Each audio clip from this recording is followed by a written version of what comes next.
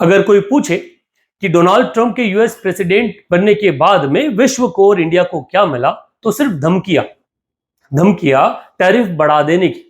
America ने नया रास्ता ढूंढ लिया। वो बच्चों का नहीं होता कि अगर आप हमें खिलौना नहीं दिलाएंगे तो हम रोने लग जाएंगे, हम लेट जाएंगे, हम लेट के चिल्लाएंगे। ये वैसा ही है कि अगर आप अमेरिका की बात नहीं मानोगे तो अमेरिका आपके ऊपर टैरिफ लगा देगा, टैरिफ डबल कर देगा। पहले तो ये बात सिर्फ डोनाल्ड ट्रंप तक सीमित थी कि वो देशों से ट्रेड करने के लिए टैरिफ बढ़ाने की बात कर रहे थे। अब किसी दूसरे देश को होस्टाइल करने के लिए आप पर टैरिफ लगाने की बात करते हैं, उसके सहयोगी पर टैरिफ लगाने की बात करते हैं। डोनाल्ड ट्रंप ने अपने अनाउंसमेंट में कहा है कि अगर पुतिन जो है वो यूक्रेन के साथ अपना युद्ध खत्म नहीं करते तो उनके जो साथी है, उनके साथ जो ट्रेड कर रहे हैं, उनके ऊपर हम 100% टैरिफ लगा देंगे।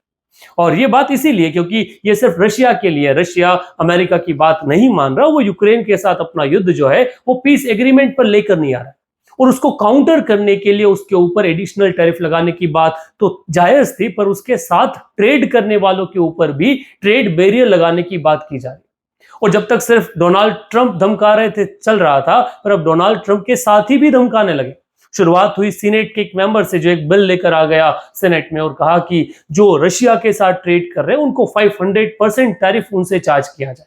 और अब बात आ गई नाटो चीफ के ऊपर। नाटो चीफ मिस्टर रूट, उन्होंने शुरुआत सुबह आज भारत को चेताया। भारत के साथ ब्राजील, चाइना, टर्की, इनको भी ऊपर भी क्या किया, एक इनके ऊपर एक ब्लेम किया कि अगर आप चाहते हो अमेरिका के साथ ट्रेड करना और चाहते हो कि आपके ऊपर 100% टैरिफ न लगाया जाए, तो आप फोन घुमाइए व्लादिमीर पुतिन को कन्विंस कीजिए कि वो क्या करे, यूक्रेन के साथ पीस एग्रीमेंट साइन कर ले।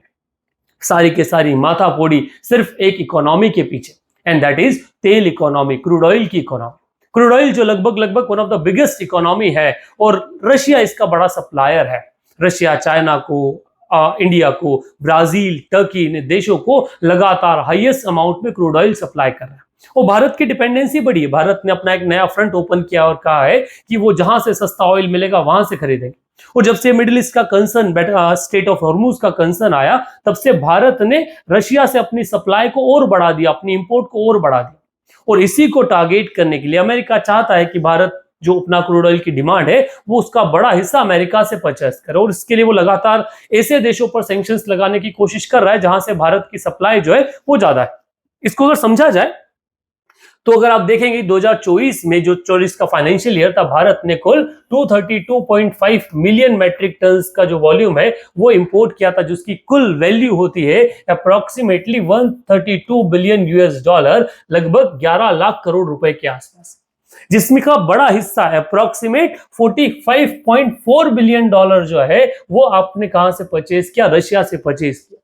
रशिया से इतना बड़ा अमाउंट, देन इराक, फिर सऊदी अरेबिया और यूएस का अगर देखा जाए तो लोवेस्ट कंट्रीब्यूशन इंडिया के इंपोर्ट में है, and that is 6.9 billion US dollar के आसपास। बस ठीक, अगर ओवरऑल इंपोर्ट के बारे में हम बात की जाए 132 बिलियन डॉलर में, तो ये लगभग 5% के आसपास भी नहीं, 5% से भी कम कैटेगरी में आता।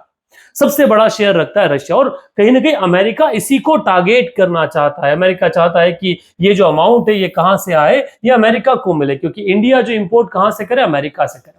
अमेरिका का ब्लेम है कि भारत के इन्हीं पैसों से रशिया जो है इस बैटल में इतने समय से बिना हार्म हुए सक्सेसफुली लड़ते आ रहा है, और यही उसकी बैकबोन है। क्योंकि भारत अकेला नहीं, चाइना के साथ टर्की के साथ ब्राजील, ये सारे देश जो है वो रशिया से लगातार अपना क्रूड ऑयल सप्लाई कर रहे हैं।